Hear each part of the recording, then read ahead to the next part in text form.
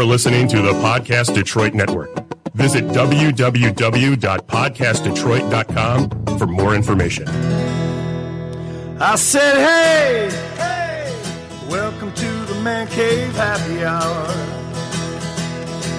I said, hey, welcome to the Man Cave Happy Hour.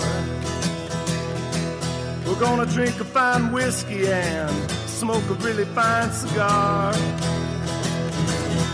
All right, there we go. It is happy hour. It's time for the Man Cave Happy Hour. Whiskey, cigars, spirits, the stories that go along with it. I'm Jamie Flanagan. Hey, good afternoon, good evening, good morning. Matt Fox. Hey, it's Tuesday. What's in the glass, Matt? Bourbon. What's in your glass, Jamie? Tasting it on a Tuesday. It's bourbon. Yes. It's Tasting Tuesday with Joe Louis Bourbon. And Yes. we've been doing these. Happy to on be the here, reg. back with you guys. You're Mike. the best. You're the best hosts that I know. Well, thanks, man. Yeah, you guys. Seriously, we are his favorite Man Cave Happy Hour hosts ever. ever. Of all the Man Cave Happy Hour hosts that Joe Louis Bourbon and Victory Spirits Marketing have worked with over the years, you guys are definitely the best. Well, that is gracious. Michael, thank you for keeping the party rolling with us. And Charles is with us. Charles, author of Detroit, City of Champions. Thanks for hanging out on the Tasting Tuesday here with us. We're gonna get a little jazzy today, Charles. We didn't mention it to you, but we're going to have a couple of guests joining us. And Matt, do you got the 411 on who's hanging out with us today? Mike was telling me a little bit about our guest today, Mr. Joe Gransden. You don't hear about a lot of live jazz musicians these days anymore, do you? No, you've got your big ones out there. You've got your Harry Connicks, you've got your Bublés, you got your Elvis Costello, his wife. What is her name? Diana Krall. Thank you. I was going to say Mrs. Costello. Mrs. Costello, yeah. But, Mrs. Costello. No, I love Diana Krall. My dad was a big Diana Krall fan. Shame on me for forgetting her name because I just love her voice. But I am so excited to get to meet Mr. Joe Gransden this afternoon. And Mike, you've known Joe for a long period of time. God, I have. Yeah. It's funny how your passions become your vocation. I have been a long time fan of jazz music and crooners, and well beyond my years, I was always into, big band and Sinatra and all that stuff. And so about 11 years ago, I was driving in my car listening to the radio, and there was a promotion for a live big band jazz radio broadcast on a Monday night. I'm like, a Monday night? And I said, and then I heard where it was, and I said, that's like half a mile from where I live. So I walk in there, and it's this dumpy little jazz club that was packed to the gills, and this 16-piece big band is there playing, amazing. But then the guy who's the leader gets up, and he's basically like the most amazing stage presence I've ever met, ever experienced. So I was a fan for years before I got to know him. And then, became a stalking fan, I guess, stalker. And we ended up working together. We put together some promotions. I helped him. The big band had gone up to New York City to play the Blue Note about 5 years ago for the first time. And I went up there with him, and we helped, and we did some promotion and sponsored things. And, he's become a good friend. But honestly, I'm still, that's why I listen to on my CDs, on my radio. That's whenever I'm looking at what do I want to go for live music, I'm trying to figure out where he's playing. So another little side story is that a few years ago, as we were developing another brand with Victory Spirits, or working with another brand, man, can you get me? I'd love to have a Scotch brand or a bourbon brand as a sponsor. So we worked out a deal for the past year and a half. He has been working with Gentry Bourbon, which is a long story distressed brand, and we've been repositioning that as the jazz bourbon. But I think it's time for a new chapter in the Joe Gransden connection with bourbon. Now he's texting me trying to get on. He's having that age-old issue of the password not working, but I have sent him the link, so hopefully he will be here. So also today we're going to talk about something else while we're waiting. I think you all know that, really why we're doing these is because we can't do any other events. Yeah. Because we can't do anything else. We have no choice to stick with you guys. No. So why we're doing these is because this all started out as, let's get the word out about Joe Louis Bourbon in Michigan as we release this product amid the shutdowns. And I'm waiting for the update here, but we've been breaking sales records with this product, which is pretty phenomenal. But one of the ways that we've been helping, it's the people of Michigan that are really making it happen. But one of the things that we've been doing is we've really developed a pretty aggressive and somewhat sophisticated content marketing and digital targeting campaign that is something that was always in the plan, but it wasn't necessarily the only part of the plan. And now it is the only part of the plan. So a little bit later on, we're going to be joined by a couple of guys from pretty cool ad tech company that I've been working with and developing concepts. And we just rolled out a new kind of targeted campaign yesterday in Detroit, and they're gonna share it with us, and it's cool. I mean, everybody knows about Facebook stories and Instagram stories and how they've really become the thing. A little bit more meat than a meme, a little bit more depth, and a little bit more interactivity and relevance, and so. Not only are we going to be doing more stories, but with this technology, those stories are not going to just appear on social feeds. They're going to appear in everybody's devices or in proximity to a liquor store. Ah, it's kind of like Gator for your booze.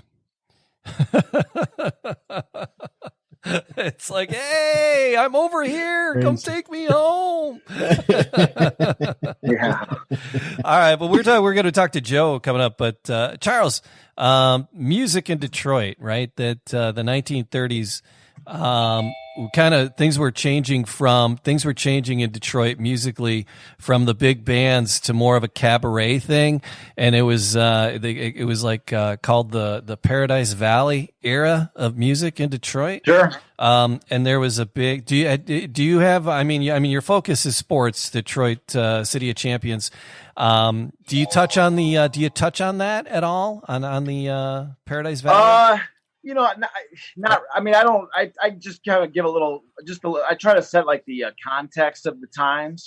Yeah. I think one of the interesting things about this era is that it's the end of Prohibition.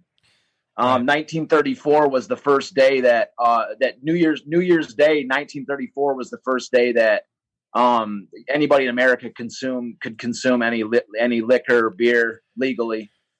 And so it's like the Great Depression had hit, so it's kind of like, well, if they're miserable, at least let's make it legal for them to drink their sorrows away. Yeah.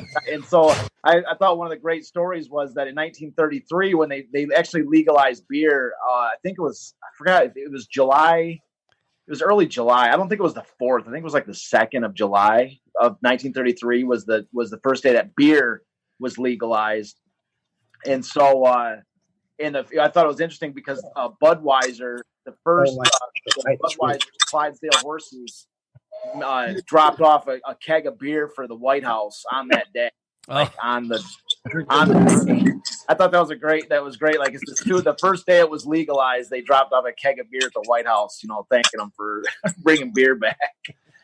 So, but anyways, as far as the music scene and all that, I know jazz was, getting there, the cabaret style, whatever, but I yield that stage to, especially if you have some guests that can enlighten us maybe a little bit more. Yeah. Well, I apologize for dropping off, but I had a little internet issue here, as tends to happen in this COVID routine. So I don't know if even Joe Gransden has formally been introduced. No, yes, he just popped in, and got to welcome you, Mr. Gransden. Joe, thank you for joining us this afternoon. The Man Cave Happy Hour, Joe Louis Bourbon, Victory Spirits. Hey, we're all here to have a great conversation. We are. Oh, goodness. Thank you. I'm in. Can you hear me okay? Yeah, we hear you. And I saw the picture you sent me a little while ago, so I know you're already. Oh, I see the bottle there. You're enjoying a little bit of Joe. I got a cigar. I got a Joe Louis Bourbon. I got my manager here, Scotty. He's drinking bourbon. Johnny Scatena from Cafe 290. We're all drinking Joe Louis bourbon right now. We're going to get up and box in a minute. I bet you will. Well, that's cool. So you're at Cafe 290. So the I was telling you guys earlier that when I first just discovered Joe, it was by stumbling into Cafe 290 in Sandy Springs, north of Atlanta, and he and his big band have been there. That's been their home base for going on 11 years, I guess. That's minus 2 months that you haven't been there. I'm here sweeping and cleaning up now. I'm still here, not performing. No, the place is closed. So I did want to, I shared with these guys before you got on, Joe, that a little bit of our, not a lot about you, but a little bit more about me. No, that's the way it goes. No. But the fact that we've been working together on Gentry Bourbon, and Gentry Bourbon had chosen you to kind of be the face and to wrap some promotions around in the Atlanta area. And as they were kind of re-expanding, but we're ready for a new chapter in that. And that's, I'm excited to have you join us on the podcast and get people to know a little bit about you. And I made this light bulb went off in my head after I handed the bottle off to you, which was that not only is it meet another Joe, right? It's Joe meet Joe, but it's, Joe Louis, the brand, we've positioned this and it's really important part of the legacy is inspiring a new generation of champions. And when I think of you, aside from being an amazing entertainer, I think of how you inspire a new generation of musicians and also musical appreciation. Very interesting. I like that. Yeah. I like that. I mean, I'm really into the arts, of course, and I love education just as much as I love performing. So inspiring young students is probably one of the most important things to me. I think that what's interesting about my career is it was 5th or 6th grade when we had a professional trumpet player named Alan Vizzuti. He came to my school, my middle school, and he was the guest artist with our band. And I'll never forget the fact that I was a hockey player at the time, too. This is in Buffalo, New York, where I grew up. Oh, okay. Wow. That is Hockey Town, man. That's man. Yeah. I was a hockey nut. And in order to play this concert, my band, and back up this guest artist, I had to miss a hockey game. Oh. And I remember throwing a fit to my parents, because hockey was my love. Sports was my love. And but they made me go to this commitment with the band. And we went to this rehearsal. And Alan Vizzuti got up there and he played the trumpet at the rehearsal. And I'll never forget, I had tears in my eyes. And this was 6th grade, I guess. And I told my mother, who was sitting right next to me at rehearsal, this is what I'm doing the rest of my life.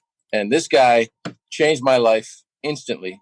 I had never heard the horn played that way. And when I see him nowadays, now that I'm an adult and making a living as a musician, I always tell him that he's the reason why I do this for a living. And he always says, I'm so sorry, man. But anyway, that's kind of the reason why I believe in the education system, and I believe in inspiring young artists to find the creative ways. It doesn't have to be trumpet. It doesn't even have to be jazz, but just music in general is my life. And it is a pleasure to be here with all you guys. Michael has spoken very highly of everybody, and the comeback, man, it's good. Yeah. Well, it's because we drink every time I've met with them.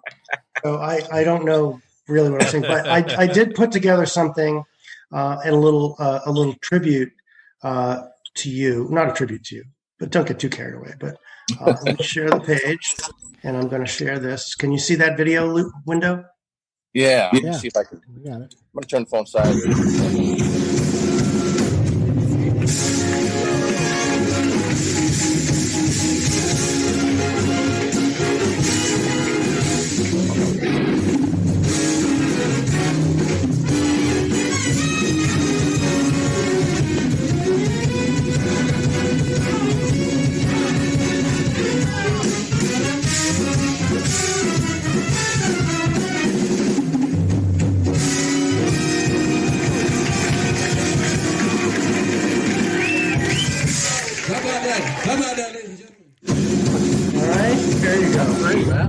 All right, so that's what we're talking about here. We're going to be seeing more of that. You made me look skinny. Joe, you were talking a little bit about inspiration. Okay, Joe, you were talking a little bit about inspiration not too long ago, and what inspired you. But what are some of your other inspirations? Where do you get some of your your stylings from? Is it what Dizzy Gillespie maybe, or Louis Armstrong? Where do you tap into musically for the music?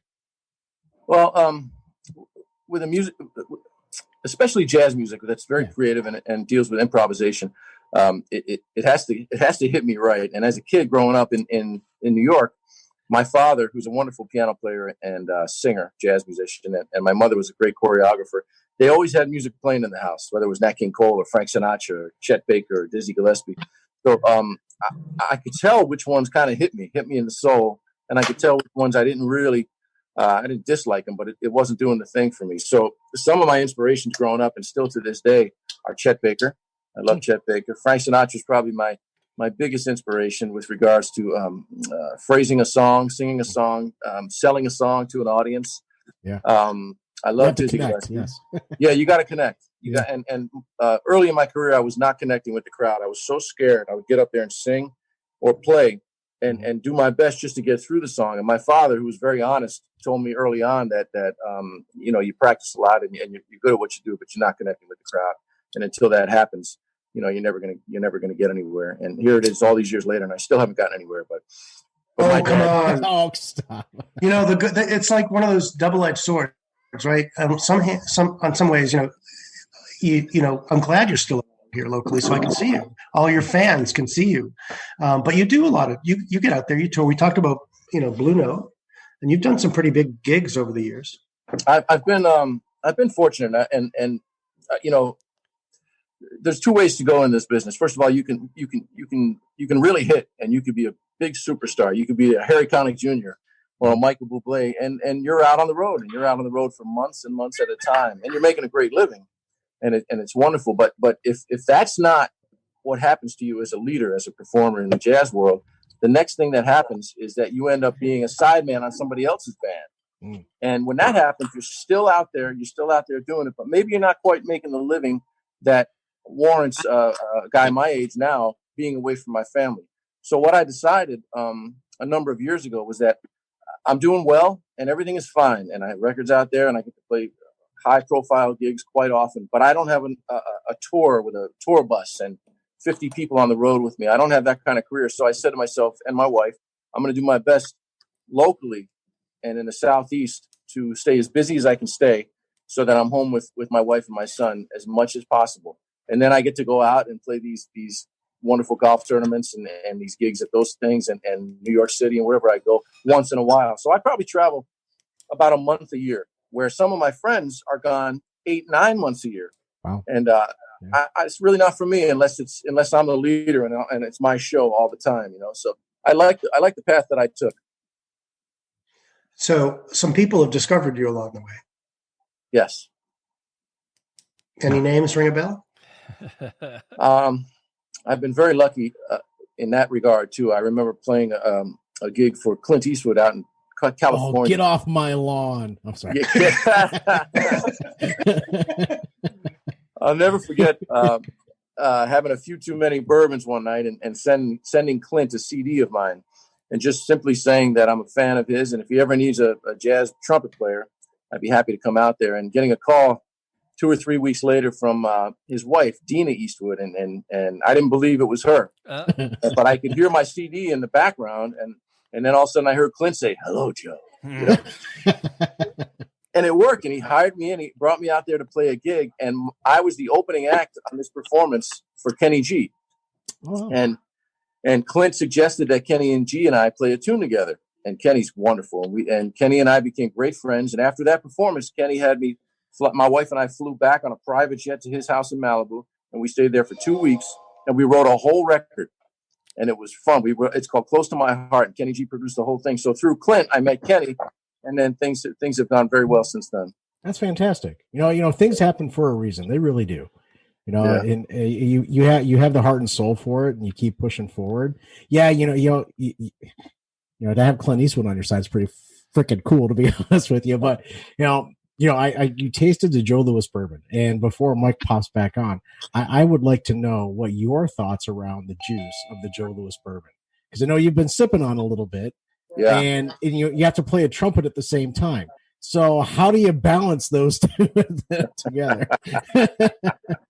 Well, I balanced it well. the more I do it, but I switched about 2 years ago from regular Johnny Walker Black drinker. That was my drink, a Scotch, Johnny Walker Black. I put it in my cereal. I put it in my coffee. Right? I love Johnny Walker Black, and I met Michael, and we started working with Gentry Bourbon, and I started tasting and sipping different bourbons, and realized how much I like bourbon and what I've been missing. I thought Gentry was a good bourbon, but it wasn't necessarily for me. It wasn't the greatest thing that I ever tasted, and so I was very excited to open this up and taste it. And my buddy Scotty, who just walked outside, is a bourbon. He knows everything about every bourbon there is. He's just fantastic at it. And it just so happens that he's here today helping me out for this show that we're putting together. He's kind of my part-time manager. And then Johnny Scatena also loves bourbon. So we opened this bottle, and Johnny, Scotty's first reaction was, "This is slamming." It was before I even took a sip. He said, "This is slamming." So Johnny Scatena and I were excited to taste it, and I really like it. I think it's got a real full body to it, and it drinks real smooth. I popped a cigar, so I'm chilling tonight, and I'm gonna my next Joe Louis bourbon in about 10 minutes is gonna be neat without any ice, and I'm gonna smoke the cigar and try that. But it's certainly wonderful. I see you have a lighter wrapper cigar there as well, and with the bourbon, that's got that sweetness to it, like the Joe Louis bourbon does for me. I would think, personally, a lighter wrapped cigar, lighter wrapper would be better in that regard. Yeah, I agree with you. I'm not well versed yet on cigars. It's kind of a new thing for me, but I've really been enjoying that whole side of things too. And after 2 years, Joe, after 2 years of doing this, that's all I've learned so far about cigars and bourbon. So you're in good company. You're just fine. I've been dipping the end of the thing in the bourbon lately. I like that. There you go. That's nice. So good. how do you deal with smoking cigars and having amazing lung capacity?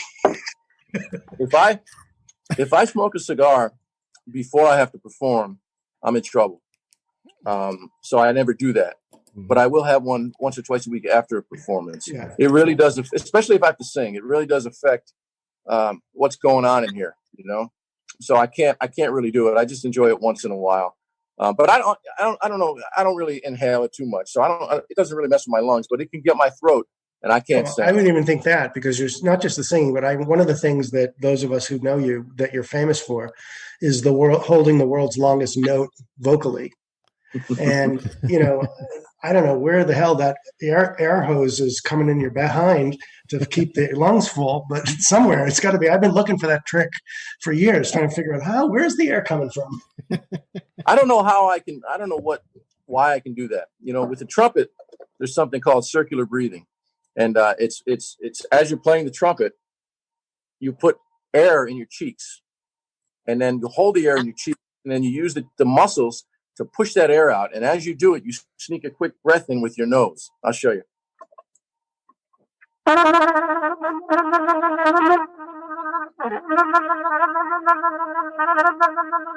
not great at it, but I could do that for 6 hours. But when you're singing, it's impossible. You can't do that because you're the vocal cords are down here and the air is up, coming out here. So you cannot circular breathe. And one day on a gig, I just tried to hold a note a long time, and I was able to do it. There's no resistance, or very little resistance. So I don't know why I can do that, but Michael's right. That's kind of my shtick, and I do that in every show. And then what else do you do? Then halfway he's like this. Yeah, I do my little his watch, and he's like, my 10-year-old son does that too. He imitates me holding the watch up.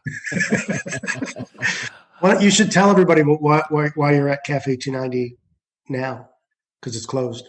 I'm at Cafe 290, which is, we call it Atlanta's Legend in Jazz. It's one of the top jazz clubs, probably in the country, but certainly in the Southeast.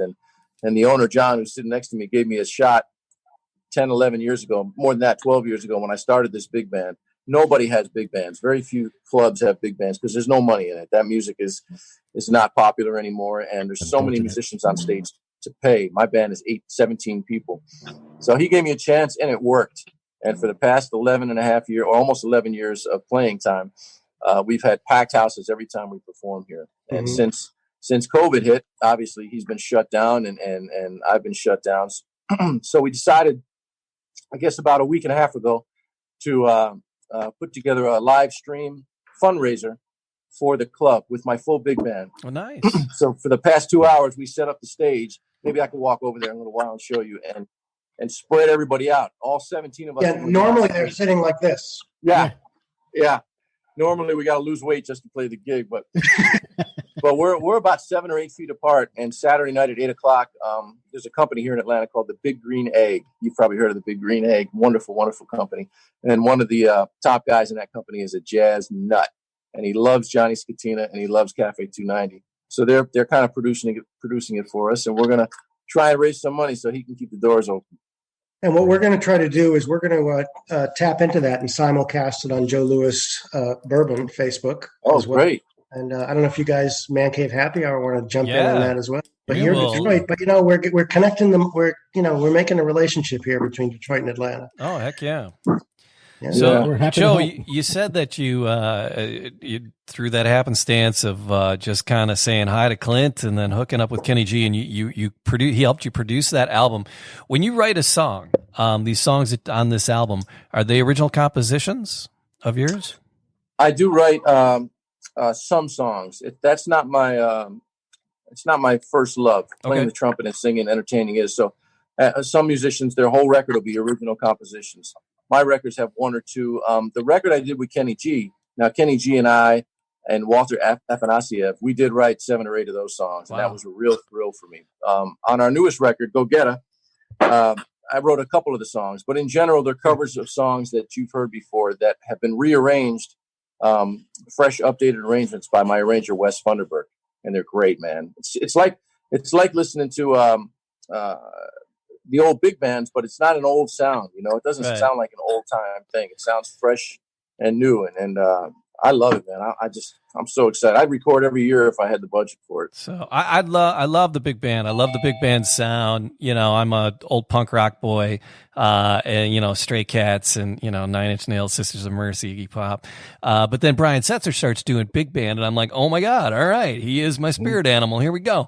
And so I think people around our age, around my age, they like the rock and the punk rock, but then there's this affinity for that cocktail culture and the big band vibe, and I think it's all kind of tied in. I think I like the way things tie together. So Jamie, you hit it. The cocktail culture. There's really no separation. If you think about it, everything from Rat Pack to, it's all cocktail culture. I mean, how many songs, Joe, have to do with booze? A lot. Love and booze. That's right. That's it, right? Yeah, you're right. And nobody could sing them better than Frank, right? And Dean Martin and those guys. But, I was going to ask you about that because there's that song, the Sinatra song, that's the number 2 cut on Go Getta. You didn't write that, but that was written for you, or? No, it wasn't written for me, but it was written recently. It's called Sinatra, and what a great song it is! And it is great. It's all about Frank Sinatra and this guy that we love, but it's not an old style song. It was written by Larry Kirchner and Tex Arnold not too long ago. I think the first guy that recorded it was one of the young men that won or placed in like America's Got Talent maybe 8 years ago, or one of those reality shows. Yeah. I think Barry Manilow's recorded it, and I did a version of it. I love that song, man. That's actually my favorite. I don't nothing about Go Get It, but that's my favorite on that album. Yeah, it's a great one. We get a lot of requests for that one. I always forget the words on stage, though. I'll tell you, Joe. Jamie and I. Jamie's been in the wedding industry, been DJing weddings since the late '80s. I've been DJing weddings since the early '90s. We're always looking for something new for cocktail hour, to be honest, because we can only hear so much the same thing over and over. We're always looking for something new, and we definitely will have you in our repertoire for cocktail hour. Going forward, because we're always looking for something new. I love it. Hey, Mike, Jamie. Yeah, we got a few more people joining the party. Yeah, we do. These are the guys that they're gonna share a little bit about what's happening behind the scenes in the digital activation of Joe Louis. So can we, Joe, can you hang on for a little bit? Yeah. Yep. And Charles, just a second here. So let me do the intros, and then Jamie, you guys can sure get up here. Yeah. So John and Marty. Wait, I'm going to hit John. I think he doesn't have his video on. Ask to start video and unmute. There he is. So, as I said earlier, one of the things that we're doing here with Joe Louis Bourbon that's that you might not see above, we're really doing a lot of social digital efforts to get the word out to people, and really we're relying on that. It's user generated content. There's John Scatena. Johnny Scatena here. Beautiful thing. It is a beautiful thing. All right, we got to give him a cameo in a minute. But so it sounds like if you ever you remember anyone ever see Singing in the Rain, the movie, and there's where the guy says, well, these guys have been calling me and coming to my office for some time now, and well, let's just take a look at what this is. So we're going to let them take a look. John, are you there? I'm here. All right. Not you, John Scatena. Another John. I'm looking for John from – there he is. I got to unmute him. All right. So John's with and Marty, they're with a group called Dynamic in New York City. And so Marty, like I said, so there's a guy. He's been calling me, coming into my office for some time now, and said, hey, here's something new. What about this? So what did you pitch me on it? What are we doing? I'm the guy. So basically what we've done is we've taken the story ads that you guys are used to on Facebook, on Instagram, all the stories that you can click through and you can, go back and forth and visit websites through it and all that kind of thing. And we've taken that format and we've actually put it onto the web. So now when you're on CNN, you're on Fox, you're on Forbes, anything, you're on ESPN, you're browsing through your web on your phone, on these websites, you can see this story from Instagram, from Facebook. It'll pop up on the website and you're able to interact with it just like you would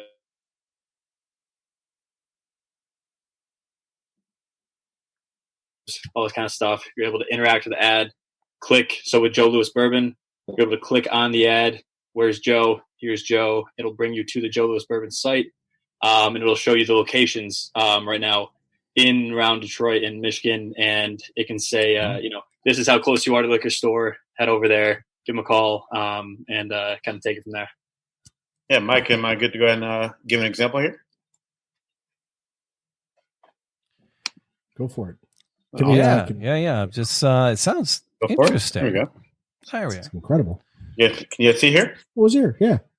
Awesome. Let me make sure we're good here. All right, awesome. Yeah, so just like Marty said, it's really just trying to take advantage of where we're at and awareness advertising and branding. So more and more, the name of the game really is to, not only just to, get your name value out there, but have someone actually engaging with your ad. So, and when you're on social media, you're typically clicking, you see a lot of younger audience, clicking through stories and sort of letting that partial bit of a story peak and whet that curiosity and let you progress through a story. So here's a real example of the Joe Louis Bourbon campaign. So a person scrolling through an article. Yeah, and and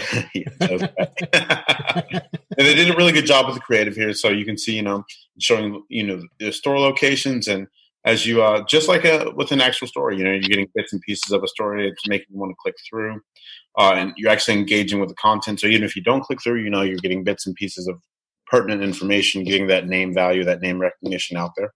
Now the John, that concept even looks like someone's looking at their phone. Exactly. At this. So to jump in for that, yep. Yeah, exactly right. This is available only for mobile web.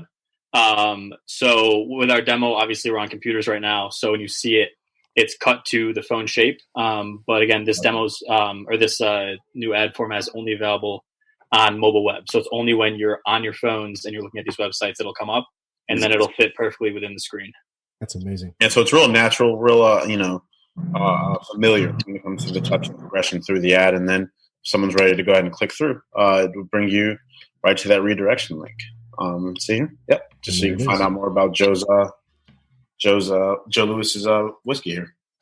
So it's pretty cool, and we're going to see. With this started Monday. Exactly. Today is Tuesday, so yesterday. So it'll be interesting. But these are the kind of things, and this is being served up to devices that are in the areas where there are stores that are carrying the product. Yep.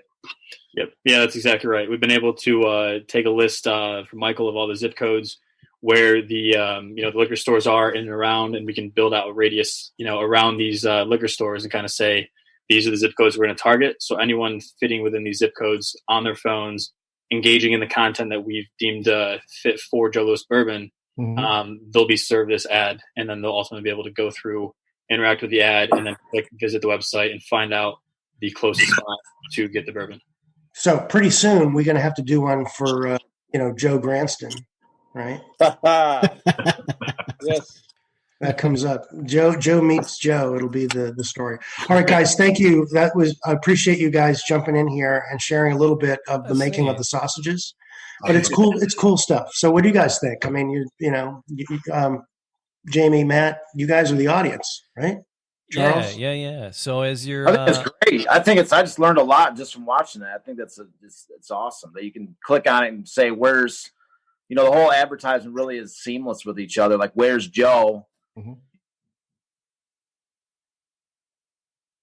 Drawing them into like where the location for them to get it. One smooth, quick method. I think it's great. John and Marty, thank you guys. Thanks so much for having us, Michael. We're looking forward to results. Yep. I am a novice when it comes to the bourbon and everything, self-proclaimed, and technology wise, that went so right here over my head. It is amazing that it's like that you guys you can do that for the Joe Louis guys. Thank you for your work. I appreciate it. Thanks so much, guys. Looking forward to talking to you soon. Yeah. So Joe Gransden, what do you think? Campaign for the next album? Yeah, I think so. You're sitting next to John Scatena, so see if you can negotiate for a media budget. Yeah.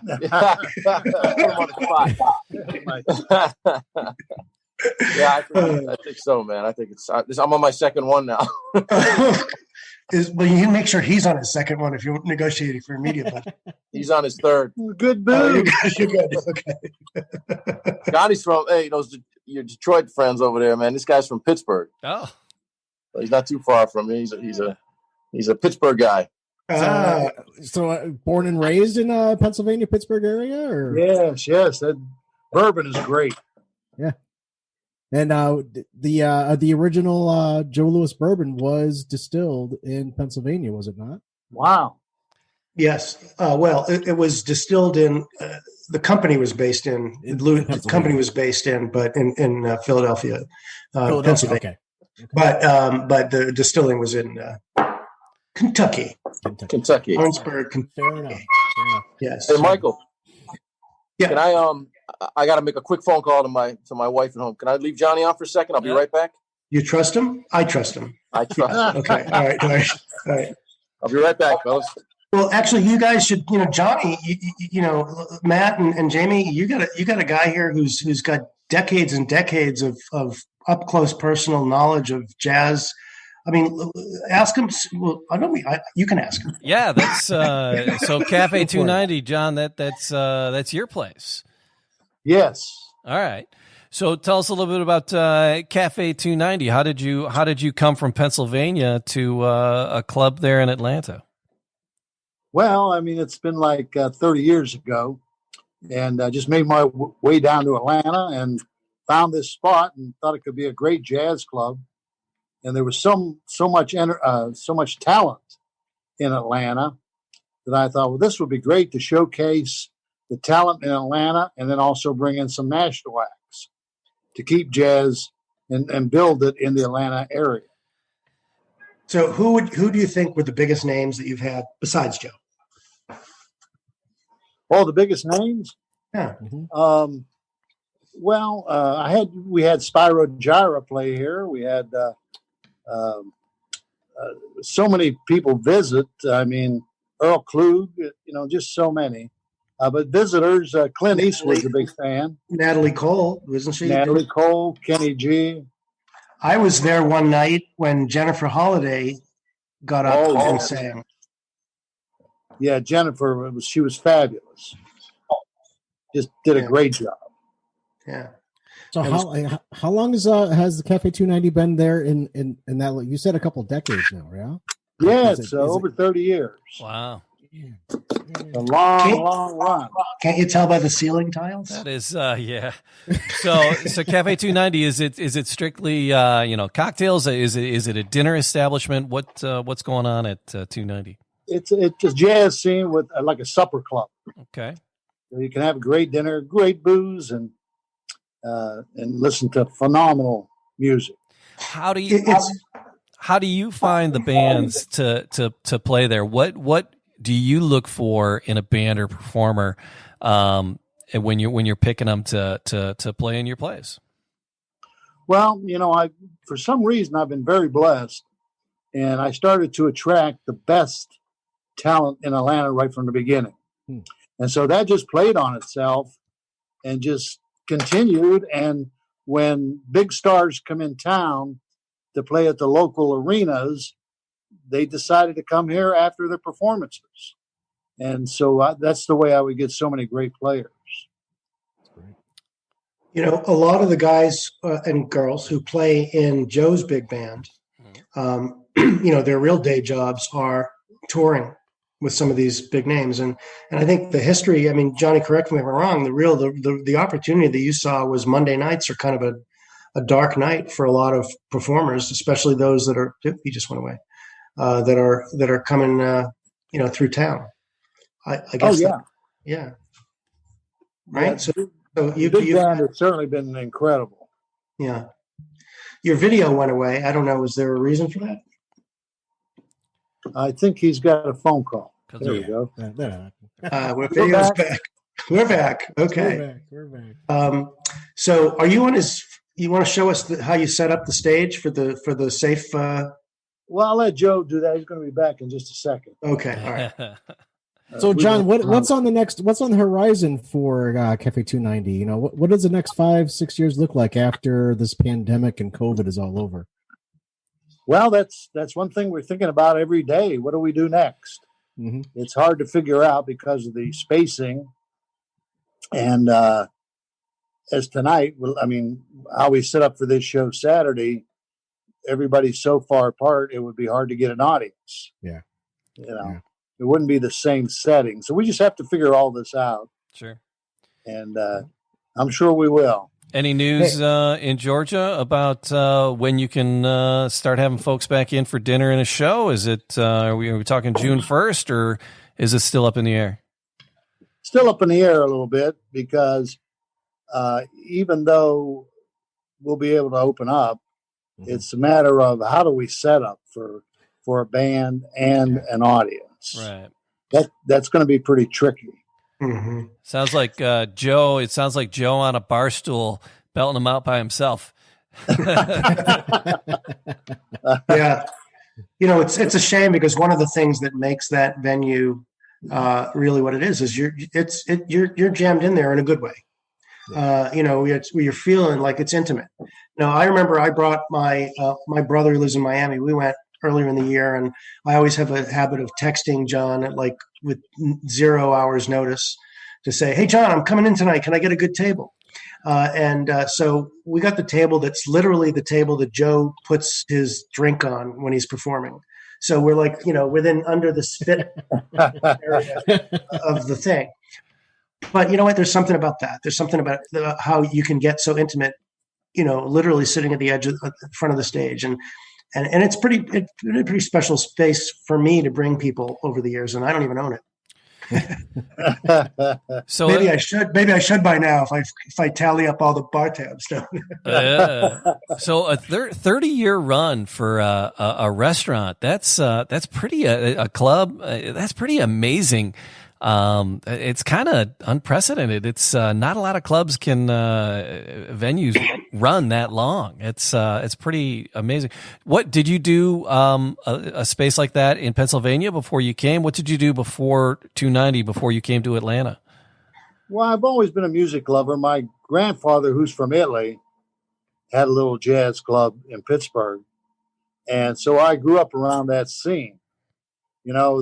The stage was behind the bar with the 4 or 5 pieces and white dinner jackets and a bow tie. This is what we need. Come on, John. Tell me about your childhood. Let's go. So I was up there maybe 13 singing a few songs. And so I really got inspired of how great the music is. And so I've always been a music lover. And that's what inspired me. All right. So did you have an establishment in Pittsburgh before you went to Atlanta, or was 290 your first venture? No, this was my first live music venture. Okay. And like I said, I was blessed from the beginning. In fact, one day I got a knock on the door, and it was Tyler Perry. Okay. And he was just beginning to do his first play. Mm-hmm. And he came to me and he said, I was told to see you. He said, I understand you got all the great musicians in Atlanta playing here. And I said, yeah, we do. He said, well, I need musicians because I'm doing my first play.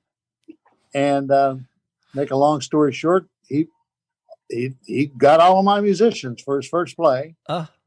And he got his music director from me, Ronnie Garrett, who is still his music director today. And this is just an incredible story. I don't know what I was doing all those years, but he became so successful. I wondered, what was I doing? You know? Yeah. You were running Johnny's bar. Yeah. Right. So, John, this was your first partake of the Joe Louis bourbon, and I would love to hear what you think about the Joe Louis bourbon, because I'm sure you've tasted a lot yourself. Where do your notes fall? Where do your flavor notes fall with the Joe Louis bourbon? Well, I think it's fabulous.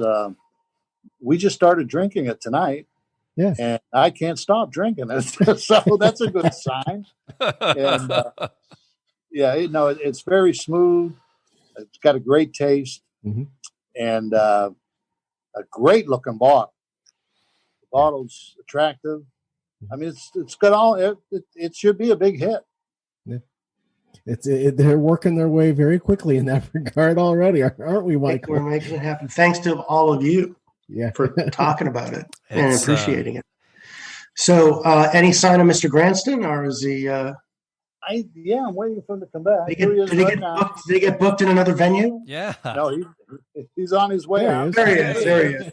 He's back. Ladies and gentlemen, Joe Gransden. Hey. I was doing push-ups. By the way, he's wearing the T-shirt I just noticed. That's nice. Not bad, huh? Yeah. Not bad. What did I miss? We were just in John's backstory. John was talking about the new band that he's bringing in on first and third Mondays. That's funny. Yeah, Joe, we heard all about his childhood. You missed it all, man. You really did. It was a long time ago. All right. He's been around a long time. So, Joe, you think we could entice you to share a tune with us? Yeah, you want to hear a little trumpet? Yeah. As a brass guy, personally, absolutely. Let's see. How about the blues? Go for it. Yeah.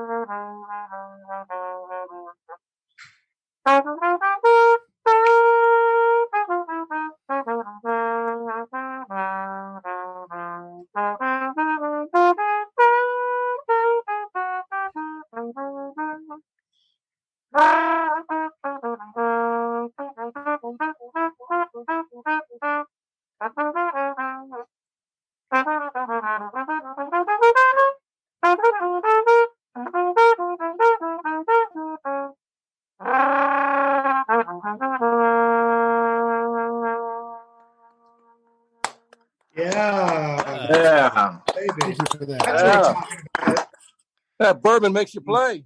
Is that what it is? I think that's what it is. If only we could bottle that. I'm gonna have a little bit more. Yeah. You should. All right, so So, Joe, yeah, it's as I said, the first and first and third Mondays there at the Cafe 290 when things are up and running. That's the general schedule for you. Is that what? Yeah, this is I play all over town and I travel a lot, but this is our home base. Cafe 290 has been the home base to my band and a lot of bands and a lot of musicians for many, many years. It's probably one of the longest running.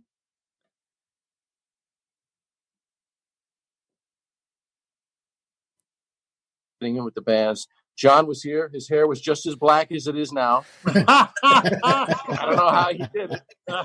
His teeth were just as white. It's in the genes, yeah. Boy, his hair's been black for 48 years. It's a beautiful thing. But it's an iconic club, and if it wasn't for him taking a shot on my big band, I would never be making $4,800 a year like I am now. I just owe everything.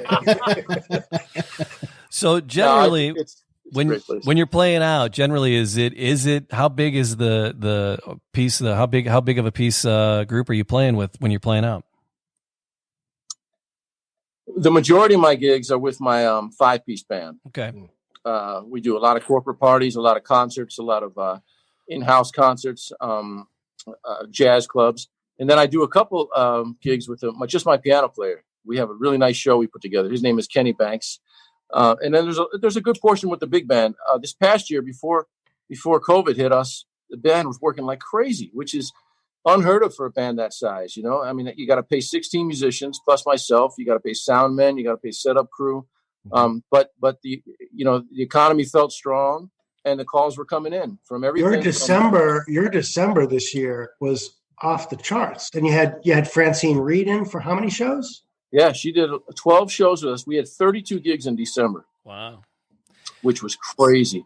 And now I'm looking at this coming December, and I have about 28 gigs already scheduled and deposits paid, and I've already seen those cut in half by people already canceling. Yeah.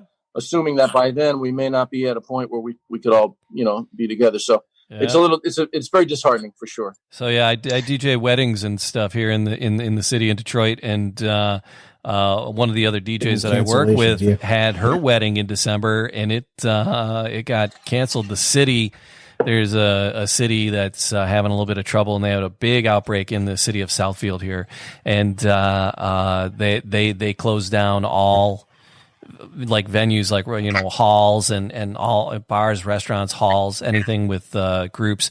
They're closed through 2020. So her wedding got jacked because that particular city's having a hard time. My weddings that I'm doing starting in August are still good. But I've had several in this month, and then June and July have been postponed and changed. It's just crazy. It's wild. So I can't wait for things to get back to normal because, Matt, we got a ton of road trips we got to do. We got to head on down to Atlanta. We need to pay for some of these road trips. We got to get down to Atlanta. We got to get up north. We have a lot of traveling to do, my friend. You do. Yeah, we gotta wave that Joe Louis flag and get you some paying gigs. We gotta get the Joe Louis the Joe Louis tour bus. Matt and I'll run it around the country. That's right. It's a big fist. Yeah. It looks like the Oscar Wiener mobile. That's a big fist. I like it. I like it. Oh, so we should. I want to ask one question while Johnny's there. Johnny, can we try one night to do a Monday Zoom with all the musicians? Right? They don't even have to be in the club. They could be in different places. Right. I should talk to Joe about that. Do you want to do that? You mean performing or just talking and chatting? Performing. Yeah. Do a concert and promote it and have people pay, support the band, support Cafe 290, do it. And it's like a special, maybe it's a 45-minute something where you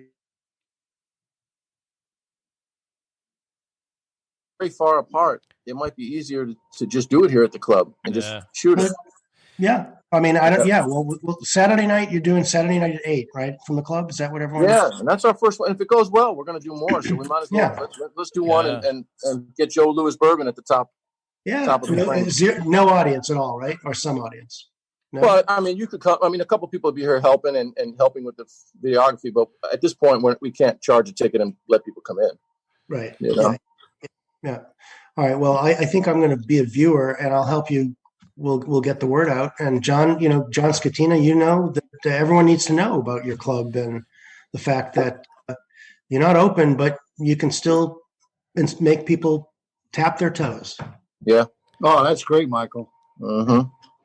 When you guys are performing, once you have everything rolling on Facebook and Zoom, please let us know so we can again get it back out there, get watch parties going for you guys, so we can just get the word out and get hopefully make you guys a couple more dollars, keep that place rolling. That's great, man. I know Michael will help with that, but yeah, we definitely need help for this place. We'll get the word out there for sure. Yeah. Is there a website for Cafe 290? And Joe, do you have a website for you and your band? Yeah, Cafe290Atlanta.com. And mine is Joe Gransden, GRANSDEN.com. All right. Thank you for that. I appreciate it. Yeah. And on Instagram, Cafe 290 is at Cafe 290 ATL, and Joe is at Joe Gransden Trumpet. All right. Yeah, we'll push all that stuff out for sure. God, man, that's an hour's gone, man. I can't believe it. What? That's what happens. I know. You guys do this every week? Yeah. Yeah, we do this every Tuesday. This is great. Twice on Sunday. That's a true statement, my friend. I love it. Hey, Jamie, Matt, and Charles, thank you guys from Joe Louis Bourbon, for me from Joe Louis Bourbon, and Joe and Johnny, thank you guys for me. And let's keep it going. We didn't know when we started this how long it was going to go. I think we'll be doing it till we retire. There it is. The way we end the happy hour, gentlemen. It's cheers. Cheers. Thank you very much. Thank you. All right, fellas. Thank you, gentlemen. See you next Tuesday. We'll see you again on Thursday for Bourbon and Boxing on Joe Louis Bourbon.